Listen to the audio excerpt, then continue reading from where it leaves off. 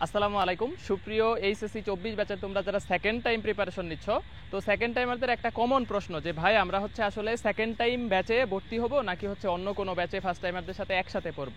তো সেকেন্ড টাইমারদের ক্ষেত্রে আমাদের এই প্রশ্নটা সব থেকে বেশি ফেস করি, যে কারণে আমি হচ্ছে এই ভিডিও দিয়ে একটু ক্লিয়ার করার ট্রাই করতেছি।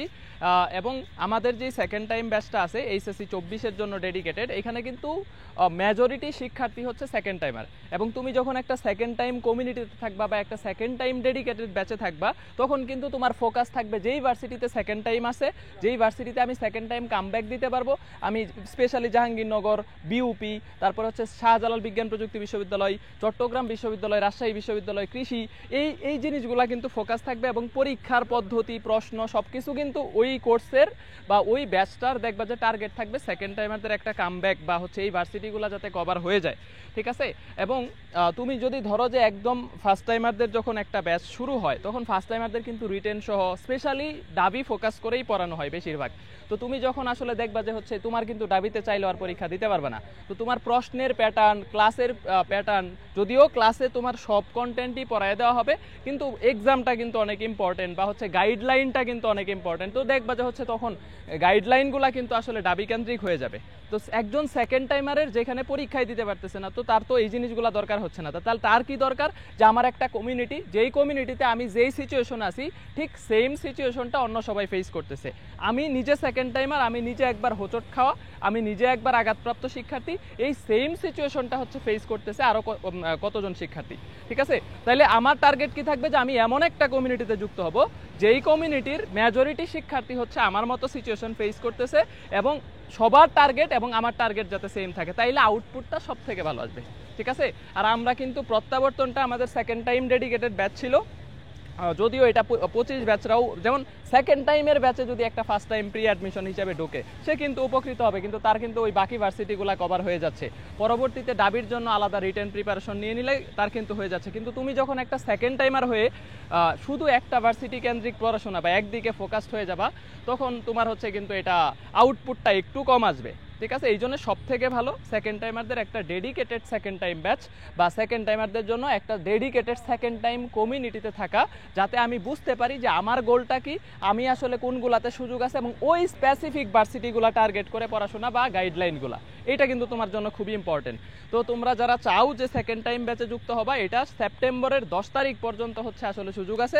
প্রত্যাবর্তন 4-এ আমরা 10 তারিখের পরে টোটালি ভর্তি ক্লোজ করে দিব, এবং প্রত্যাবর্তন 4-এ যুক্ত হইলে তুমি এখানে একটা বড় সেকেন্ড টাইম কমিউনিটি পাচ্ছ, প্রায় 10,000-এর উপরও শিক্ষার্থী, যেখানে সবাই second timer, majority second timer, এবং 25 ব্যাচের শিক্ষার্থীরাও এখন আসলে যুক্ত হচ্ছে।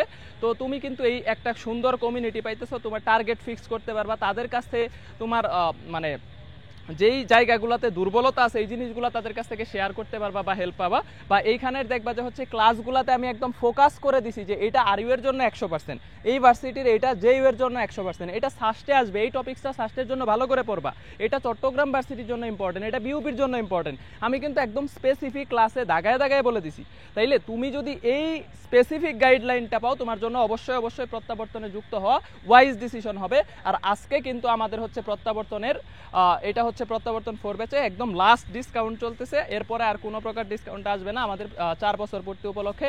তো তোমরা চাইলে কিন্তু আসলে এখন থেকে শুরু করতে পারো, পরবর্তীতে আমাদের যে ফার্স্ট টাইমারদের ব্যাচ আসবে ক্যাম্পাস ব্যাচ, ওইটাতেও কিন্তু তুমি হচ্ছে ফ্রি অ্যাক্সেস পাবা আরেকবার করে রিভিশন করার, ঠিক আছে। তবে এই যে এই ব্যাচের গাইডলাইন, ক্লাস, কন্টেন্ট, কোয়ালিটি, এই সব কিছু কিন্তু তুমি এখন থেকেই নিজের মতো করে গুছায় নিতে পারবা। তো এটাই তোমাদের হচ্ছে লাস্ট সুযোগ, যারা যুক্ত হইতে চাও যুক্ত হয়ে যাইতে পারো ইনশাল্লাহ। তো ভালো থাকো, সুস্থ থাকো, এটা ক্লিয়ার করার ছিল যে একজন সেকেন্ড টাইমারের আসলে কোন ব্যাচটা বেশি বেনিফিটেড হবে। ধরো ফার্স্ট টাইমারদের সাথে পড়লে উপকৃত হবে না এরকম না, কন্টেন্ট সেম, ঠিক আছে। তুমি ফার্স্ট টাইমারদের ব্যাচে পড়লেও দেখবা যে যদি 100%-এর জায়গায় 80% উপকার হোক, কিন্তু এই সেকেন্ড টাইম একটা ফোকাস ব্যাচে যদি পড়ো, তাহলে হচ্ছে তুমি এখানে 100-তে 100% মানে ফোকাস থাকতেছো, যে আমি যেগুলাতে পরীক্ষা দিতে পারবো, এই প্রশ্নের প্যাটার্নগুলো কিন্তু ওইভাবেই সাজানো হচ্ছে, ঠিক আছে। বিশেষ করে আমাদের সেকেন্ড টাইম ভার্সিটির প্রশ্নগুলো কিন্তু আমি এমনভাবে সেট করি যেটা সাস্ট কভার হবে, যেটা তোমার হচ্ছে চট্টগ্রাম কভার হবে, রাজশাহী কভার হবে, এবং হচ্ছে তোমাদের গুচ্ছ, এগ্রি, এই ভার্সিটিগুলো কভার হবে। এখন তুমি যদি ধরো প্রতিনিয়ত এমন একটা প্যাটার্ন ফলো করলা যেই প্রশ্নের প্যাটার্নটা আসলে ঢাকা বিশ্ববিদ্যালয়ের, এটাতে তুমি হচ্ছে মানে শুধু ঢাকা ভার্সিটি কেন্দ্রিক ফোকাস থাইকা পড়াশোনা করলে বা পরীক্ষাগুলো দিলে এখানে বেনিফিটেড হবে না এরকম না, কনসেপ্টগুলো ক্লিয়ার হবে, বাট সেকেন্ড টাইম ভার্সিটি যেগুলাতে আসলে প্রশ্ন প্যাটার্ন যেরকম ফলো করে এটা থেকে কিন্তু তুমি একটু হইলেও ডিস্ট্রাক্ট থাকবা। তো এই জন্যে dedicated focus second time batch চাইলে প্রত্যাবর্তন ফোরে যুক্ত হয়ে যাও। স্বাগতম। ইনশাআল্লাহ তোমাদেরকে সাপোর্ট করার জন্য একদম লাস্ট অ্যাডমিশন পর্যন্ত ফিজিক্স সেন্টার্স খুব দৃঢ়ভাবে প্রতিজ্ঞাবদ্ধ ইনশাআল্লাহ। আসসালামু আলাইকুম।